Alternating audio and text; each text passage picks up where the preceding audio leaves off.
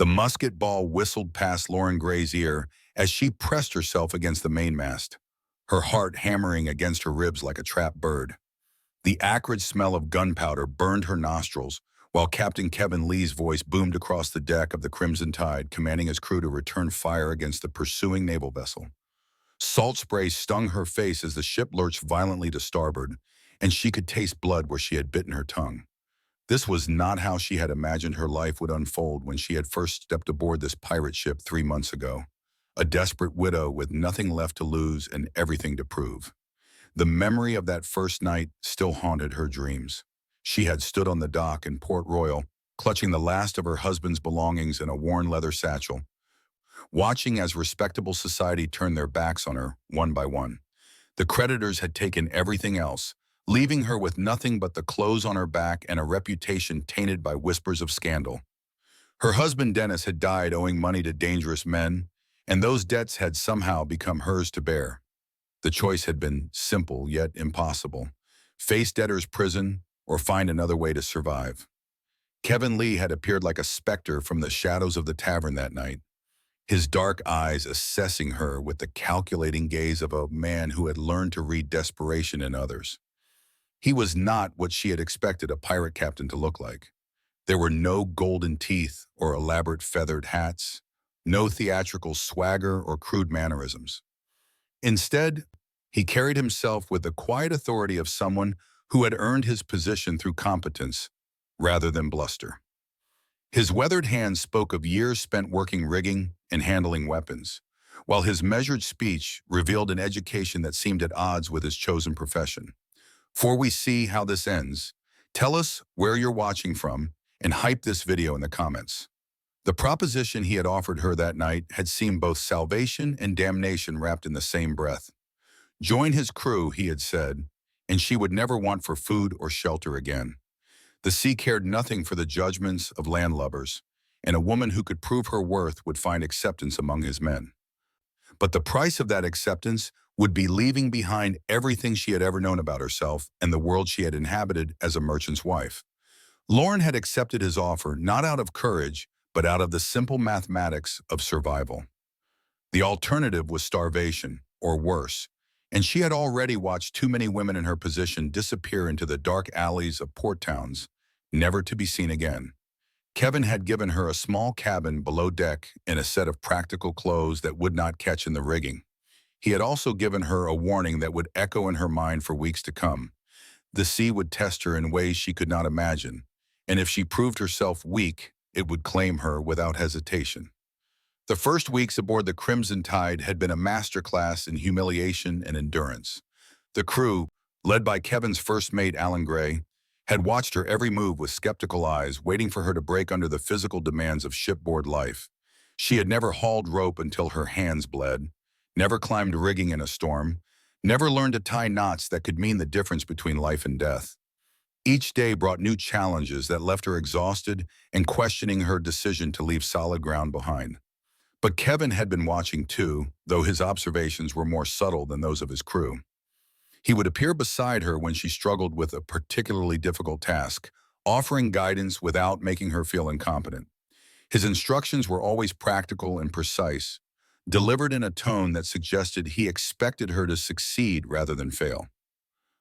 When she finally managed to secure a proper bowline knot after days of practice, she had caught him nodding approval from across the deck, and something warm had unfurled in her chest that had nothing to do with pride in her accomplishment. The turning point had come during their first real storm, when waves the size of buildings had threatened to tear the ship apart. Lauren had been assigned to help secure loose cargo in the hold, working alongside Jacob White and Dennis Garcia, two of the more experienced crew members. The ship had pitched so violently that she had been thrown against the bulkhead hard enough to see stars, but she had gotten back up and continued working.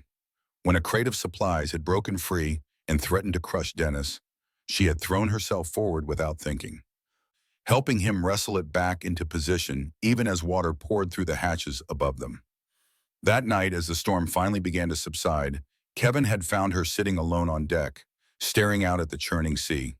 Her clothes were still damp, and she was shivering despite the warm Caribbean air, but she had refused to go below until she was certain the danger had passed.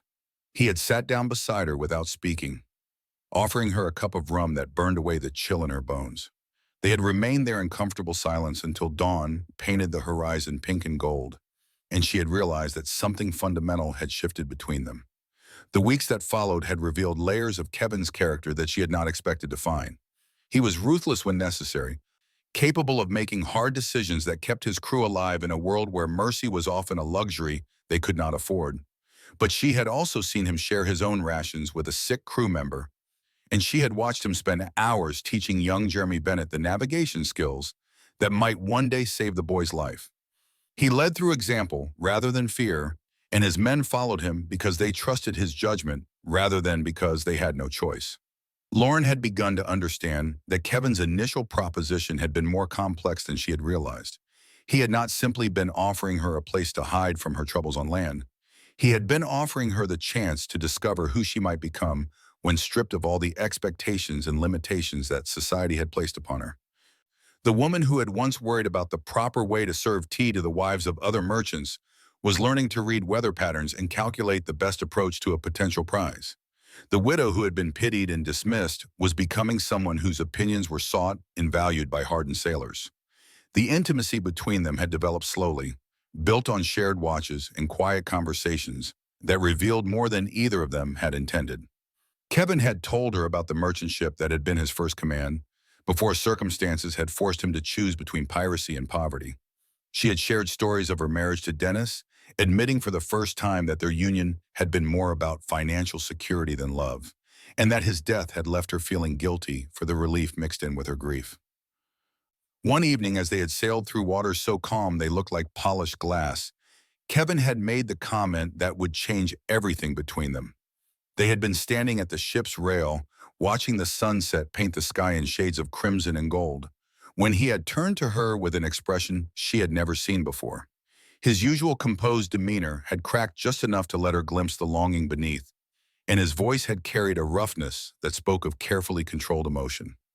"I would trade 10 chests of gold for one night with you," he had whispered, the words carried away by the evening breeze almost as soon as they were spoken. The admission had hung between them like a bridge neither was certain they should cross, fraught with implications that could change everything about their carefully maintained professional relationship.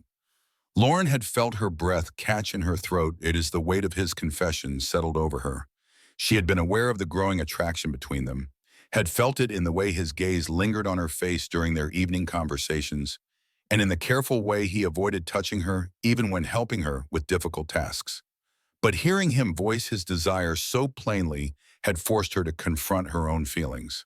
Feelings she had been trying to ignore for weeks. The night that followed had been a revelation in more ways than one. They had come together with a desperation that spoke of months of careful restraint finally breaking down. And Lauren had discovered that the passion she had thought died with her youth was merely dormant, waiting for the right person to awaken it. Kevin's hands had been gentle despite their calluses, his touch reverent in a way that made her feel precious rather than merely desired. In his arms, she had found not just physical satisfaction, but a sense of belonging that had been missing from her life for longer than she cared to admit. But their newfound intimacy had also brought complications that neither of them had fully anticipated. The crew had begun to notice the change in their captain's behavior, the way his attention seemed divided between his duties and the woman who now shared his cabin. Some, like Alan Gray, had expressed concern about the wisdom of romantic entanglements aboard ship, while others had seemed to accept the development as natural given the months they had all spent together in close quarters. The real test of their relationship had come when they had encountered the merchant vessel that would prove to be their most challenging prize yet. The ship had been heavily guarded and well armed, requiring careful planning and flawless execution to take without significant casualties. Kevin had insisted that Lauren remain below deck during the attack, a decision that had sparked their first real argument as lovers rather than captain and crew member. Lauren had argued that she had proven herself capable of handling dangerous situations, pointing to her performance during the storm and her growing competence with both sword and pistol. Kevin had countered that his feelings for her made it impossible for him to think clearly if she was in danger, and that her safety had become more important to him than any treasure they might claim. The argument had revealed the fundamental tension between their personal relationship and their professional roles, a tension that would continue to challenge them both. In the end, Lauren had remained below as Kevin had requested, but she had armed herself and positioned herself near the ladder leading to the upper deck, ready to fight if the battle went badly. She had listened to the sounds of combat above her head, every clash of steel and report of gunfire sending spikes of fear through her heart. When silence had finally fallen, she had waited with agonizing patience for Kevin to come and tell her that he was unharmed. The victory had been complete, with the merchant vessel's cargo proving to be even more valuable than they had hoped. But the success had been overshadowed by the injury Kevin had sustained during the fighting, a sword cut across his ribs that had bled more than he had initially let on. Lauren had tended to his wound with hands that shook despite her efforts to remain calm, and she had realized that her own feelings had grown deeper than she had been willing to admit. That night, as Kevin had recovered in their shared cabin, they had talked more openly than ever before about their hopes and fears for the future. Kevin had admitted that he had been considering retiring from piracy, perhaps finding a small island where they could build a life together away from the constant dangers of their current existence. Lauren had confessed that the idea appealed to her more than she had expected, but that she was not ready to give up the freedom and purpose she had found aboard his ship. Their conversation had been interrupted by the arrival of Maria Torres, the ship's lookout, with news that would change everything. A naval squadron had been spotted on the horizon, 3 ships flying British colors and clearly intent on pursuit. The merchant vessel they had just taken had apparently been under naval protection, and their attack had drawn the attention of forces far more dangerous than anything they had faced before. Kevin had immediately begun issuing orders to prepare for flight, but it had quickly become apparent that the naval ships were faster and better positioned than the Crimson Tide. A running battle had become inevitable, and Lauren had found herself facing the possibility that everything she had built over the past months might be destroyed in a single afternoon. The first exchange of cannon fire had come at dawn, with the lead naval vessel close enough that Lauren could see the faces of the men on her deck. The Crimson Tide had answered with her own guns, and the sound had been deafening in the confined space below deck where Lauren had initially taken shelter. But as the battle had intensified, she had realized that she could not remain hidden while the people she had come to care about fought for their lives above her. Against Kevin's explicit orders, she had armed herself with pistol and cutlass and made her way to the upper deck, where she had found chaos beyond anything she had imagined. The air was thick with smoke and the screams of wounded men, while splinters of wood flew like deadly rain from every impact of enemy shot. Kevin had been everywhere at once, directing the gun crews and the helmsmen while keeping a watchful eye on the approaching naval vessels. When he had seen her emerge from below, his face had gone white with a mixture of anger and fear that had been visible even through the smoke and confusion. But there had been no time for argument, as the second naval ship had begun to close from their starboard side, threatening to catch them in a deadly crossfire. Lauren had found herself pressed into service loading and priming pistols for the crew, her hands moving with automatic efficiency despite the terror that threatened to overwhelm her rational mind. The battle had raged for hours, with the Crimson Tide using every trick of seamanship and gunnery to avoid being trapped between the larger naval vessels. Kevin had proven why he was considered one of the most capable captains in Caribbean waters, using the wind and his ship's superior maneuverability to stay one step ahead of destruction.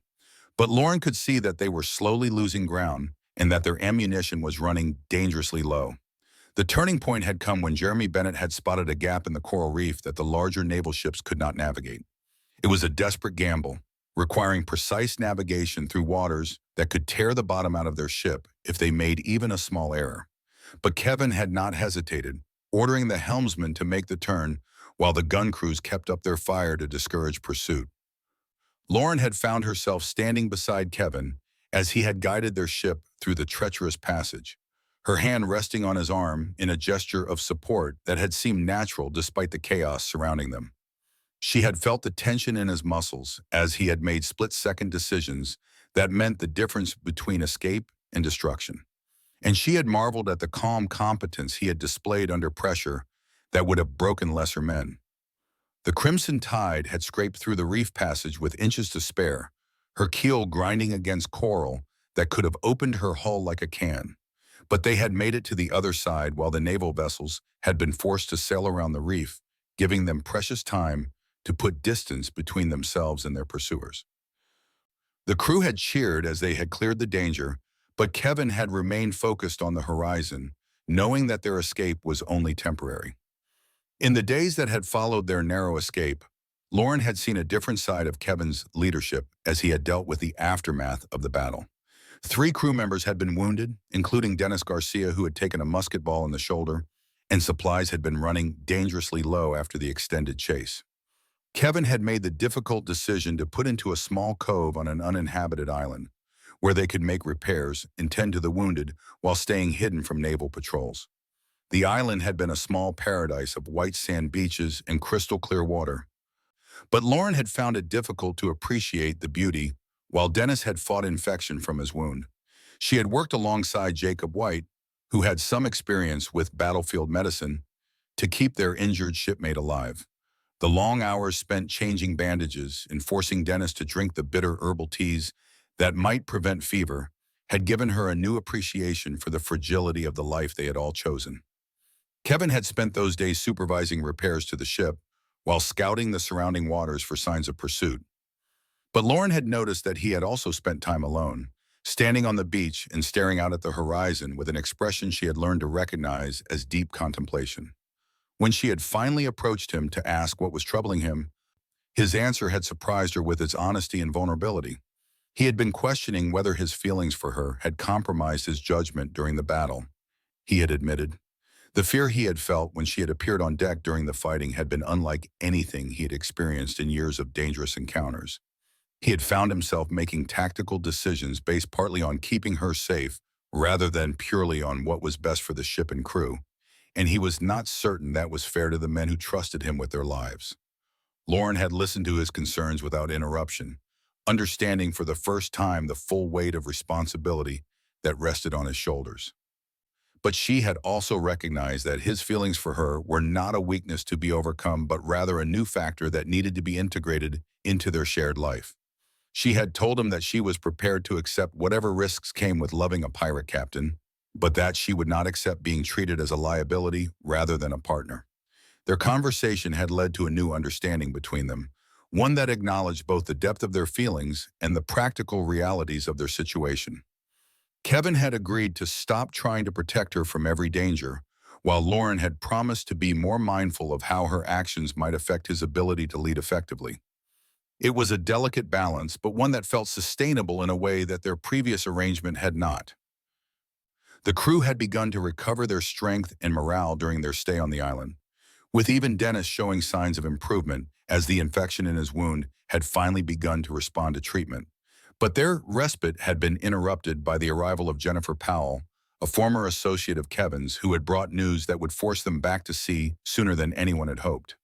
Jennifer had arrived in a small sloop with information about a Spanish treasure fleet that was preparing to depart from Cartagena with a cargo valuable enough to set them all up for life. But she had also brought word that the naval forces hunting them had not given up their pursuit, and that bounties had been placed on the heads of every member of the Crimson Tide's crew.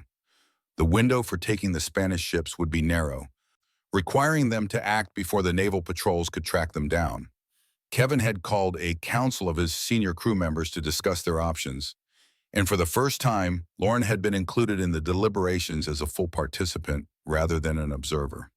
The debate had been intense, with Alan Gray arguing for caution and Jeremy Bennett pushing for the bold action that might solve their problems permanently. Lauren had listened to the arguments carefully before offering her own perspective, pointing out that running from the naval forces indefinitely was not a sustainable strategy. Her analysis had been coldly logical. They needed resources to disappear effectively, whether that meant buying new identities, purchasing a different ship, or simply having enough money to start over somewhere beyond the reach of British law. The Spanish treasure fleet represented their best chance to acquire those resources, but the risks were undeniable. If they failed, they would likely face execution rather than imprisonment. Kevin had weighed the arguments carefully before making his decision, and Lauren had seen the moment when his natural caution had given way to calculated boldness. They would attempt to take the Spanish ships, but they would do so with a plan that minimized their exposure to the naval forces that were hunting them. It would require precise timing and flawless execution, but the potential rewards justified the risks. The preparation for their final gamble had taken on an almost ritualistic quality, with each crew member checking and rechecking their weapons and equipment. Lauren had found herself assigned to work with Lisa Nelson and Jacqueline Patel, two women who had joined the crew during their stay on the island and who brought skills in navigation and gunnery that would prove crucial in the coming battle. As they had sailed toward their rendezvous with the Spanish fleet, Lauren had spent her nights in Kevin's arms, both of them acutely aware that these might be their last peaceful moments together. They had made love with a desperate intensity that spoke of their fear that they might not survive to see another dawn, but they had also talked about their dreams for a future that seemed increasingly uncertain. Kevin had spoken of a small house overlooking the sea where they could watch the sunrise without worrying about naval patrols or rival pirates. Lauren had described her vision of a garden where she could grow the herbs and vegetables that would keep them fed and healthy, a domestic dream that seemed almost absurd given their current circumstances. But these conversations had given them both something to fight for beyond mere survival. The Spanish treasure fleet had been exactly where Jennifer's intelligence had indicated, three heavily laden galleons accompanied by two smaller escort vessels. The ships had been sailing in tight formation, their captains clearly aware of the dangers that lurked in Caribbean waters, but confident in their ability to fight off any attackers. Kevin had spent hours studying their movements through his spyglass, looking for weaknesses in their defensive arrangements. The attack had been planned for dawn, when the Spanish crews would be at their least alert and the light would favor the faster, more maneuverable pirate vessels. Kevin had divided his forces, with the Crimson Tide approaching from the east, while Jennifer's sloop and two other Allied ships had positioned themselves to cut off any attempt at escape. Lauren had been assigned to the gun deck, where her steady hands and quick thinking would be most valuable. The first broadside had taken the Spanish completely by surprise, with the Crimson Tide's guns raking the stern of the largest galleon before her crew could even reach their battle stations. But the Spanish had recovered quickly, and their return fire had been devastating in its accuracy and volume. Lauren had found herself in the midst of an artillery duel that made their previous encounter with the naval squadron seem like a minor skirmish. The battle had raged for over an hour, with both sides taking heavy casualties as they had hammered each other with round after round of cannon fire. Lauren had worked with mechanical efficiency, loading and priming guns while trying not to think about the men who were dying around her. The gun deck had become a vision of hell, filled with smoke and screaming and the constant thunder of artillery. The breakthrough had come when Jeremy Bennett had managed to get close enough to the second galleon to board her, leading a party of pirates in a desperate assault on her deck. The fighting had been hand-to-hand, cutlass against sword, with no quarter asked or given by either side. Lauren had watched from her position at the guns as Kevin had led a second boarding party against the treasure ship's stern, his blade flashing in the morning sunlight as he had fought his way toward the Spanish captain. When the Spanish had finally struck their colors, the victory had been complete but costly. The Crimson Tide had lost 6 crew members, including Alan Gray, who had taken a musket ball through the chest while leading the charge against the escort vessel. Kevin had been wounded again, this time a deep cut across his sword arm that had left him pale and shaking from blood loss. But the treasure they had captured had been beyond anything Lauren had imagined possible. The Spanish galleons had been carrying not just gold and silver, but precious stones and rare spices worth a fortune in any port. There had been enough wealth to buy them all new lives, if they could find a way to convert it to usable currency without attracting unwanted attention. The celebration that night had been muted by grief for their fallen comrades, but Lauren had seen hope in the faces of the surviving crew members for the first time in months. They had achieved something that would be remembered and talked about for years to come, and they had done it together despite odds that should have been impossible to overcome. The aftermath of their victory had brought new challenges that none of them had fully anticipated. The Spanish treasure was too valuable to divide immediately, requiring careful planning to convert into forms that could be transported and used safely. Kevin had made the decision to sail for Tortuga, where they had contacts who could help them exchange their stolen goods for more practical assets. But the journey to Tortuga had been fraught with danger, as news of their attack on the Spanish fleet had spread throughout the Caribbean.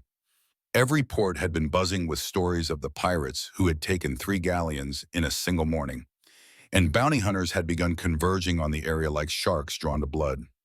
Kevin had been forced to take a circuitous route, avoiding the main shipping lanes and staying away from any port where they might be recognized. Lauren had used the time during their voyage to reflect on everything that had happened since she had first stepped aboard the Crimson Tide.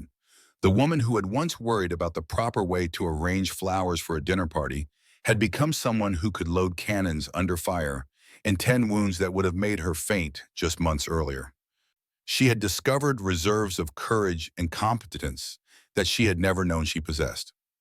More importantly, she had found love in a place where she had least expected it. Kevin had proven to be not just a capable leader and skilled lover, but a man whose character had been revealed through months of shared hardship and danger. She had seen him make difficult decisions with wisdom and compassion, and she had watched him risk his own life to protect those who depended on him. Their arrival at Tortuga had been a homecoming of sorts, with Kevin greeted by old friends and former associates who had heard stories of his recent exploits. But Lauren had also sensed undercurrents of tension and jealousy, as other captains had eyed the wealth they had captured with obvious envy. The pirate haven was a place where fortunes could change overnight, and success often painted targets on the backs of those who achieved it. The negotiations to convert their treasure had taken weeks, with Kevin working carefully to ensure that they received fair value for their goods, while avoiding partnerships that might prove dangerous in the future. Lauren had been fascinated by this glimpse into the business side of piracy, watching as her lover had navigated complex deals with the skill of any legitimate merchant. During their stay in Tortuga, Kevin had made good on his promise to consider retirement from active piracy. He had purchased a small island in the Bahamas, complete with a house and enough land to support a modest plantation. The property had been far enough from major shipping lanes to offer privacy, but close enough to Nassau to provide access to supplies and news when needed. The decision to leave the pirate life behind had not been an easy one for Kevin, who had spent years building his reputation and assembling his crew. But Lauren had seen the weariness in his eyes during quiet moments, the toll that constant danger and responsibility had taken on his spirit. The treasure they had captured had given him the freedom to choose a different path, and he had been wise enough to recognize that opportunity. The crew of the Crimson Tide had been given the choice to follow Kevin to his new island home or to seek their fortunes elsewhere, and their responses had revealed the deep bonds that had formed between them over months of shared adventure. Some, like Jeremy Bennett and Jacob White, had chosen to remain with their captain, attracted by the prospect of a more peaceful existence. Others had decided to continue their careers as pirates, taking their shares of the treasure and joining other crews. Lauren had thrown herself into the preparations for their new life, working with Kevin to plan the improvements they would make to their island home. The house had been modest but well built, with large windows that offered stunning views of the surrounding ocean. She had envisioned the garden she would plant and the books she would read during the long, peaceful evenings that awaited them. But their plans had been interrupted by the arrival of disturbing news from the outside world. The British Admiralty had not forgotten about the pirates who had humiliated their naval squadron and captured a Spanish treasure fleet. A new task force had been assembled under the command of Commodore Dennis Garcia, a man whose reputation for ruthless efficiency had made him feared throughout the Caribbean. The irony that their pursuer shared a name with their fallen comrade had not been lost on Kevin, who had received the news with the grim acceptance of a man who had always known that his past would eventually catch up with him. The Commodore had been given broad authority to hunt down and capture or kill every member of the Crimson Tide's crew, and he had already begun systematically searching every island and port where they might have taken refuge. Kevin had been faced with a terrible choice: abandon the peaceful life they had planned and return to an existence of constant flight and danger, or stand and fight against forces that vastly outnumbered them. Lauren had seen the conflict in his eyes as he had weighed their options, knowing that either choice would demand sacrifices that neither of them wanted to make. The decision had ultimately been made for them when lookouts had spotted the Commodore's flagship on the horizon, accompanied by two smaller vessels that had clearly been sent to investigate their island. There had been no time for elaborate preparations or careful planning, only the immediate necessity of defending themselves against an enemy who would show no mercy if they were captured. Lauren had armed herself with the pistols and cutlass that had become as familiar to her as the jewelry she had once worn to social gatherings. The woman who had once fainted at the sight of blood had become someone who could face armed enemies without flinching, and she had taken her position beside Kevin with the calm determination of a seasoned fighter. The final battle had been everything their previous encounters had prepared them for and more. The Commodore's ships had approached with the methodical precision of professional naval officers, their guns trained on the small fortifications that Kevin and his remaining crew had hastily constructed. But they had also underestimated the determination of pirates who had nothing left to lose and everything to fight for. The bombardment had begun at first light, with the naval vessels systematically targeting every building and defensive position on the island. Lauren had crouched behind a stone wall that Kevin had reinforced with sand and timber, listening to the whistle of cannonballs passing overhead and the crash of masonry being pulverized by direct hits. The house they had planned to share had been among the first casualties, reduced to smoking rubble by a concentrated barrage. But Kevin had not built his reputation by accepting defeat easily, and he had prepared surprises for their attackers that the Commodore had not anticipated. Hidden gun emplacements had opened fire from concealed positions, catching the naval vessels in a crossfire that had forced them to alter their approach. The pirates had also prepared fire ships, small boats loaded with explosives, that Jeremy Bennett had guided toward the enemy with suicidal courage. The tide of battle had turned when one of the fire ships had struck the Commodore's flagship, setting her rigging ablaze and forcing her crew to focus on damage control rather than maintaining their bombardment. Kevin had seized the opportunity to launch a counterattack, leading his remaining men in small boats toward the damaged vessel with Lauren fighting beside him. The boarding action that had followed had been the culmination of everything Lauren had learned during her months as a pirate. She had fought with the skill and determination of someone defending not just her own life, but the future she and Kevin had dreamed of building together. Her blade had found its mark more than once, and she had felt no hesitation or regret as she had struck down men who would have killed her without mercy. Kevin had faced Commodore Dennis Garcia in single combat on the deck of the burning flagship, their swords ringing against each other while the ship had burned around them. Lauren had watched in terror and pride as the man she loved had fought for both their lives with skill that had been honed through years of deadly encounters. When Kevin's blade had finally found the Commodore's heart, she had felt a surge of triumph that had been immediately followed by exhaustion and relief. The surviving naval vessels had withdrawn after their commander's death, carrying word of their defeat back to Port Royal, where it would become another legend in the growing mythology of Caribbean piracy. Kevin and Lauren had been left standing on the deck of the captured flagship, surrounded by the bodies of their enemies and the smoke of their burning island home. In the days that had followed, they had salvaged what they could from their ruined paradise and made plans for a new beginning. The treasure they had hidden in caves throughout the island had survived the bombardment, giving them the resources to purchase another refuge in waters where the British Navy's reach was less certain. Lauren had mourned the loss of the garden she had never planted and the peaceful life they had been denied, but she had also recognized that their love had been tested in the crucible of combat and had emerged stronger than ever. Kevin had kept his promise from that first night when he had whispered his desire for her. He had indeed traded gold for the chance to be with her, but what they had found together had proven to be worth far more than any treasure chest could contain. As they had sailed toward their uncertain future, Lauren had realized that she had become exactly who she was meant to be, not the widow who had fled Port Royal in desperation, but the woman who had found her strength and purpose in the arms of a pirate captain who had seen her true worth when no one else would. The sea stretched endlessly before them, full of dangers and possibilities that neither could predict.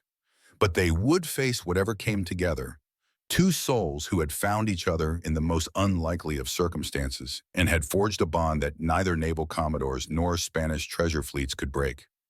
Lauren Gray had discovered that sometimes the most valuable treasure was not gold or silver, but the courage to become who you were always meant to be.